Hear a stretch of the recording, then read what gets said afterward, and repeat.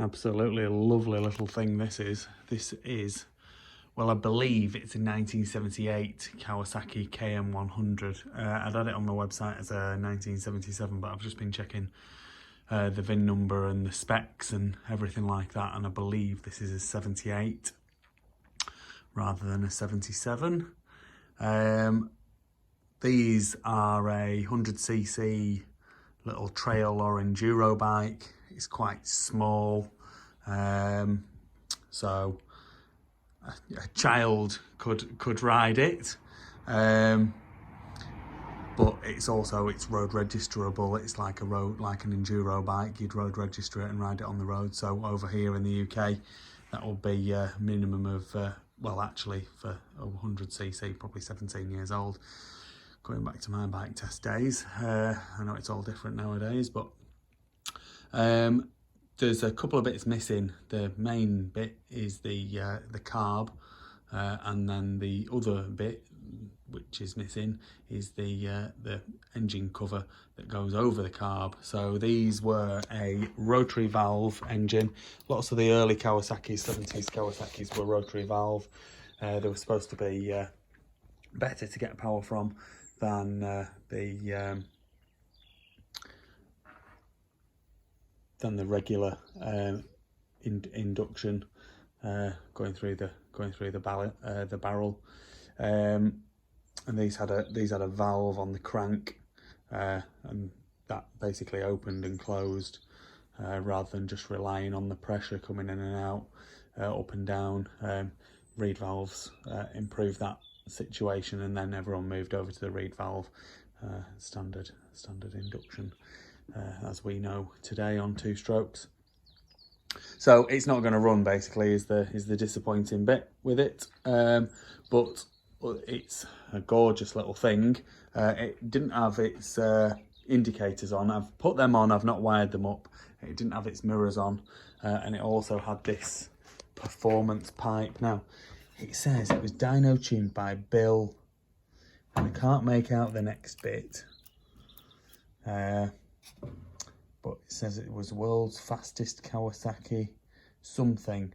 I don't know whether that would be like Bill's pipes or whether it would be another Bill, but so it had this performance exhaust on it, but it did also have with it the standard exhaust, which is there.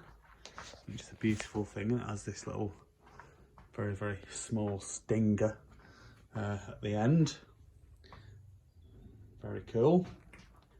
It's got the original Kawasaki keys, 3 of them.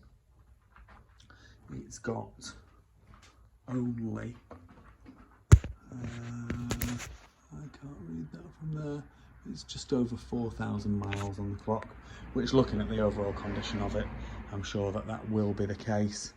It turns over with lots of compression for 100cc, and it does spark as well. So once you've sourced a carb and that cover, I mean, you don't need the cover to get it started, but once you've sourced a carb, you should be able to get it running quite easily. That's the original oil tank, so that's where you put your 2-stroke oil. You just put fresh petrol in the tank itself, but it's really genuinely good condition. Just needs bits and pieces sorting. The chrome started to go on the wheels, so that would need doing, and it started to go on the forks as well, and they're just bits and pieces, but getting bits and pieces like that re-chromed is not a big job if you're wanting it to be absolutely immaculate. If you just want to ride it as an oily rag, as they say, then maybe you don't need to bother doing that. It's a beautiful, beautiful thing, and I'm sure with a bit of TLC it would be even more beautiful, and I'm sure it would be a great fun thing to have and to ride. And you know, if you've got like a camper van or something, stick it on the back of a camper van and use it to go off to the shop or whatever. That would be a nice idea, or as a little pit bike, or as a trail bike or an enduro bike. You could use it as that, a 100cc 2-stroke trail bike. Flying through Wales would be quite good fun, and especially if you're a right big bloke as well, sat on what looks to be a kiddie's bike. It would be a sight to behold, wouldn't it? I don't know what to say about it really, because it is so nice, and original, and doesn't look as though it's got anything major wrong with it. What looks as though has happened is someone has flipping took the cover off and took the carb off to get it clean, to get it running or whatever, and then flipping lost the bits, which is a big disappointment. Comes with original owner's manual as well, which doesn't look as though it's had any oily paw prints on it, so that's nice to see too. But yeah, it's nice. It's like I say, forks could do re-chroming. Shocks don't look as though they're bad. The paint on the frame and the original Kawasaki sticker on the headstock there is all present. Just a beautiful little thing. Very cool. We got the gearbox check done. We'll just check those gears out. So look on the side here, on the casing, it says that we should be 1 down, then neutral, and then 5 gears in total. So we'll just check that out, and then we'll get some pictures of it.